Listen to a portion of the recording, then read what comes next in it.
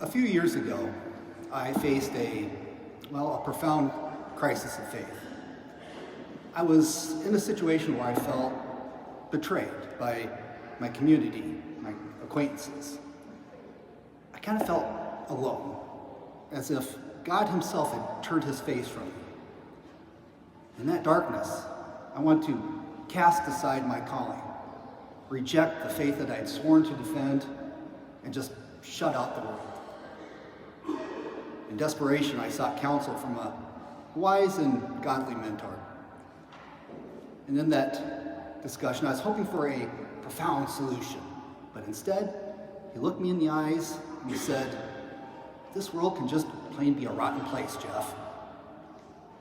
And shocked as I was, his words really shook me out of my fog, because he explained further, the world is fallen, cruel, and unjust. And he made it clear that I wasn't alone in my pain, that every one of us faces moments when life's brutality makes us cry out, "Where are you, God? Do you even see me suffering? Do you even care?" And the deepest question of all, how do we hold fast to faith when the world is so dark? Now, today's gospel from Luke speaks directly to that struggle. The disciples beg, "Lord, increase our faith." It's a cry that we must echo today, especially in an age that spits on Christ's truth, where even some in the church betray the gospel for the world's applause. But notice, Jesus doesn't promise a life free of pain or persecution. He doesn't say that the world's wickedness will vanish. Instead, he gives two unshakable truths: that even the tiniest faith can work wonders, and that we are all called to serve him faithfully, no matter the cost. Jesus laments to them, "If you only had the faith the size of a mustard seed." Now, a mustard seed is just so small, you can barely see it. Yet, Christ uses it to humble them and us. If we had even that much faith, we wouldn't need to plead for more. We'd be out doing wonders, moving mountains. Faith isn't about warm feelings or wishful thinking. It's about clinging to Christ when the world mocks you, when the people or institutions that you trust let you down, when nothing else makes sense, when you're tempted to abandon the faith, when despair whispers, "Just give up." But you keep praying, keep showing up to Mass, keep trusting. That's mustard seed faith. And God sees it as a heroic act of love. Then comes the parable of the servant. Well, to our modern ears, it sounds kind of jarring, doesn't it? The servant works all day, comes in, he's exhausted, dirty, tired, and then he's told to cook the master's meal without rest or thanks. Then he says, "We are unprofitable servants. We have only done what we are obliged to do." That is a lesson in humility. We don't serve Christ for applause or comfort. We serve because he is God. And he deserves our whole lives. Now, in a world that's obsessed with the self, where many abandon the church because their feelings weren't coddled or because weak shepherds failed to uphold the truth, this parable is a wake-up call.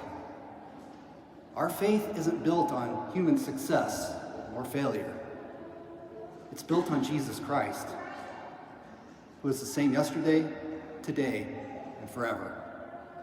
We are called to be faithful, not to chase after fleeting approval. Now, some of you are carrying crushing burdens, sickness, grief, betrayal, or even disgust with the world's lies and maybe even scandals within the church. These are real painful crosses, but hear me. Now isn't the time to turn your back on the sacraments. Now is the time to run to them at full strength. The world's evil that comes upon us comes from those that have already rejected God. And even within the church, too many have stopped listening to his word or living sacramental life. Confession lines are empty, but communion lines, they grow. These are signs of a crisis in faith and humility. We must approach the Eucharist with awe and confession with contrite hearts. We are called to serve Christ, not to demand that he serve our whims. Jesus, the servant of servants, he shows us the way.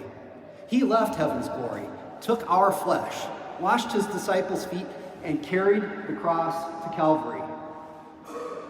Without complaint, without seeking praise, he gave everything for love of you and me. When we bear our trials and serve humbly without abandoning the faith, we are united to his sacred heart.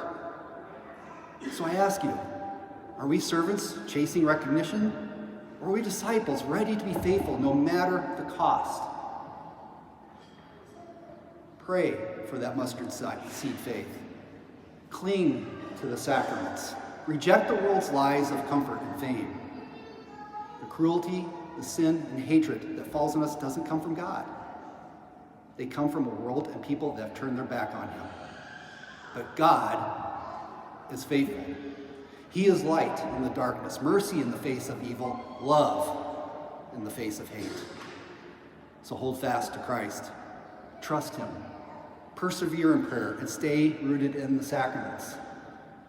By his grace, may we one day hear the words that every faithful disciple longs for. Well done, good and faithful servant. Enter into the joy of your Lord.